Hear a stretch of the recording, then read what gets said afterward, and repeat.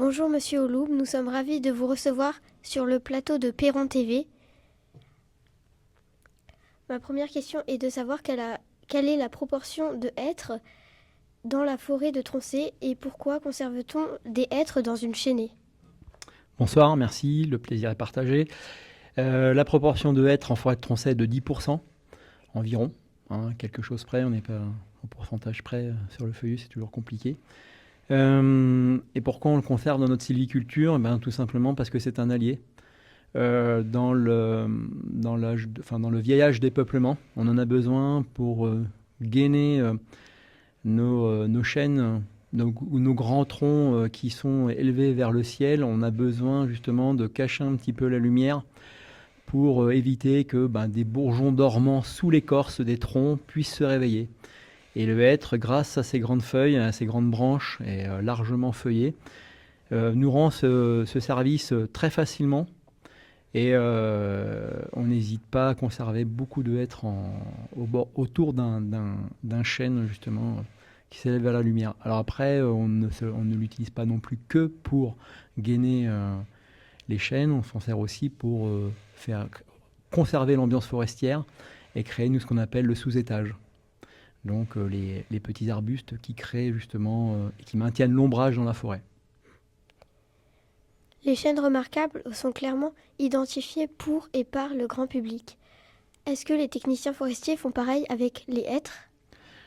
À Tronchet, on aurait pu le faire à une époque, parce qu'on avait des gros hêtres qui justement s'épanouissaient au même titre que les chênes. On aurait pu conserver certains gros hêtres, il y a des réflexions qui ont certainement la balance est certainement passée par un moment. Est-ce qu'on conserve ce hêtre? Est-ce qu'on ne le conserve pas? Est-ce qu'on peut le baptiser? Est-ce qu'on peut en faire un être remarquable? Et finalement, la puissance du chêne sur Tronchet est tellement importante qu'on on a préféré baptiser à chaque fois des hêtres. Après, des chênes, pardon. Après, il faut savoir que on n'a pas bien fait, parce qu'il y a des hêtres qui auraient pu largement rivaliser avec des très beaux chênes. Mais aujourd'hui, le dérèglement climatique nous a donné un petit peu raison, parce que le hêtre est condamné à Tronchet. Donc voilà. Comment les techniciens forestiers s'occupent-ils de la forêt et plus particulièrement, quel est leur métier? Alors, un technicien forestier, il a plusieurs missions. Il a la mission de produire, d'accueillir et de protéger. En fait, c'est ces trois grandes missions, et à l'intérieur de ces trois grandes missions, on a plusieurs petites sous-missions. Donc, c'est dans ces missions de production, on a justement le renouvellement forestier, assurer justement l'apport d'un certain volume de bois chaque année sur la filière bois. Et alors ça, c'est les deux extrêmes, mais si on parle de renouvellement forestier et qu'on retourne un petit peu vers l'essence être, il faut savoir que tout à l'heure, je vous ai dit que on conservait aisément le hêtre dans les vieux peuplements, mais dans les jeunes peuplements, on a tendance un petit peu il est vite concurrent du chêne, parce qu'il a une dynamique de croissance qui est bien plus importante et plus rapide que celle du chêne. Et il pourrait contraindre justement le développement du chêne si on ne le maîtrisait pas. Et il faut savoir que si on ne le maîtrisait pas à Tronchet, on n'aurait pas la plus grande chênaie d'Europe, mais peut-être la plus grande hêtraie d'Europe. Bon, voilà, après, c'est dans nos modèles de sylviculture qu'on pratique à Tronchet, on ne le tue pas dans les jeunes peuplements, on le maîtrise, on l'équilibre pour que le chêne garde quand même la tête de la bataille, enfin de la course. Et plus tard, c'est dans les jeunes peuplements où là, on a dans des jeunes peuplements âgés de 70 à 80 ans, où là, on commence un petit peu à recruter certaines tiges de hêtre pour conserver justement l'ombrage au pied de ces chênes. Mais pendant toute la période de jeune peuplement où on exécute des travaux dans les peuplements, on n'hésite pas à couper le hêtre pour au profit du chêne. Voilà. Ça, c'est une des missions. Bon, après, si je m'étale sur toutes les missions que j'ai à faire aujourd'hui, que je fais au quotidien, je pense que Oui. voilà, on va y passer beaucoup de temps. Mais bon, dites-moi. Quelles sont les menaces, les plus grandes menaces qui pèsent sur le hêtre et quelles sont les solutions mises en œuvre pour les contrer? Alors, le hêtre aujourd'hui en forêt de Tronchet n'a plus sa place d'un point de vue contexte stationnel. Alors, je m'explique ce que c'est qu'un contexte stationnel. Nous, c'est un mot qui nous permet justement de mesurer à la fois sur un sol, un climat, les précipitations, une météo. Et actuellement, on n'a plus ni le climat ni la météo, ni les précipitations pour le hêtre. On pourrait avoir, on pourrait avoir le sol, mais ça serait, on n'aurait pas assez de facteurs, on ne peut pas se satisfaire que de ce seul facteur pour faire pousser du hêtre. Le hêtre, il a besoin de précipitations un peu particulières. C'est un arbre qui a besoin, par nature, et on le voit très rapidement pour comment il fait. Il a besoin de capter l'humidité de l'air par ses poils qui sont autour de la feuille et ses jeunes rameaux. Et quoi de mieux que du brouillard pour l'hydrater. Et aujourd'hui, je défie beaucoup de monde de me trouver des grosses nappes de brouillard à Troncey, comme on a pu avoir en temps. Et tout simplement parce qu'on assiste à un dérèglement climatique.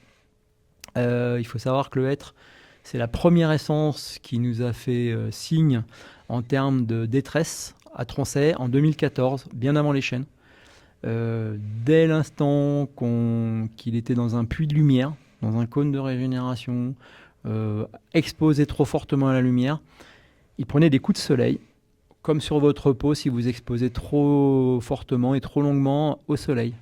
On avait des claquements d'écorce, et une fois que ces écorces étaient claquées, eh bien, on avait des entrées préférentielles pour tout ce qui était bactéries et la création de chancres, qui sont des champignons qui consomment le bois, tout simplement. Et puis, une fois installés, c'est la porte ouverte à des attaques secondaires, tertiaires, par des insectes xylophages ou autres champignons.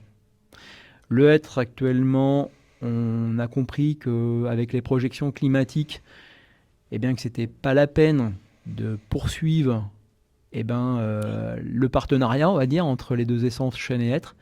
Mais par contre, il continue de pousser naturellement sur le sol forestier. Et ça, on le conserve, parce qu'il nous fait un joli bourrage, il crée une belle ambiance forestière. C'est une très belle essence à observer. Il a sauvé de la famine des fois dans des siècles antérieurs. Il a sauvé de la famine quand même plusieurs familles. Avec ces faines qu'on peut consommer, on arrive à faire une très bonne farine et aussi de l'huile. Donc, et il a des pouvoirs aussi sur l'écorce. Son écorce a des pouvoirs antiseptiques. Donc, il peut être utilisé à souhait dans ces deux thématiques que je viens de vous proposer. Mais aussi, il est très utilisé en bois de chauffage. C'est un très bon bois de chauffage. Il est utilisé aussi en papeterie, quand il est jeune. Il est utilisé aussi en menuiserie. Malheureusement, c'est que les gros hêtres qui viennent à disparaître et on n'aura plus ces gros hêtres qu'on a connus, eh bien, la menuiserie est obligée de se tourner vers une autre essence. Voilà. Comment les techniciens forestiers préparent-ils la forêt à s'adapter au dérèglement climatique ? Très bonne question. C'est notre quotidien, parce que dans les trois missions que je vous ai annoncées tout à l'heure, donc produire, accueillir et protéger, eh bien là on est dans une mission parallèle qui nous occupe au quotidien depuis au moins 2020, où là la forêt de Troncey est entrée en crise sanitaire, et pour qu'on prenne plus de temps à comprendre l'effet du climat du dérèglement climatique sur la forêt de Troncey. Et aujourd'hui, on est rendu dans nos régénérations naturelles de chênes, sessiles, autochtones à la forêt, qui sont encore en plein développement. Eh bien, on sait pertinemment que dans certains secteurs, sauf avec une très grande résilience de l'espèce, eh bien, on voit les projections météorologiques à 2050. Et là, on sait pertinemment que le chêne sessile va souffrir encore plus qu'il ne souffre aujourd'hui. Donc, pour éviter de conserver, la monospécificité de Troncey, qui est aujourd'hui une force, mais en même temps une faiblesse, eh bien, on diversifie nos peuplements forestiers pour avoir au moins trouvé une essence qui sera plus résistante. Aussi proposer d'autres espèces de chênes, comme le chêne pubescent, qui est plus résistant à la sécheresse, parce que lui aussi possède des petits poils sur ses feuilles qui lui permettent de capter l'humidité de l'air, parce qu'il peut s'hybrider avec nos chênes à nous. On réfléchit aussi à des plantations de chênes qui viennent de provenance plus méridionale, donc sud, sud-ouest. On fait tout simplement de la migration assistée, comme aurait pu le faire, comme auraient pu le faire les essences sans notre aide, mais sur un temps beaucoup plus long que celui de l'humain. Et d'autres expérimentations avec des essences qui sont encore un peu méconnues dans nos secteurs, mais sur lesquelles on expérimente voir leur implantation, si ça fonctionne ou pas. Donc on n'a pas de retour assez long ou assez lointain pour dire bah oui ça fonctionne, non ça fonctionne pas. Mais ce qu'on cherche à faire, c'est d'essayer la forêt de traverser ce dérèglement climatique de la meilleure des manières. Et on espère juste que nos actions seront bénéfiques. Et là, j'ai envie de rajouter, sans penser aux enjeux de production, mais surtout aux enjeux de captation de carbone. Voilà, parce que demain, peut-être que la forêt nous servira plus à filtrer, elle aura plus un rôle de puits de carbone que de forêt de production. Voilà. Ma dernière question est, dans l'extrait que vous avez regardé, on constate que le hêtre est un réservoir pour la biodiversité. Avez-vous le droit de déloger des animaux ou des insectes qui nuisent à la production du hêtre ?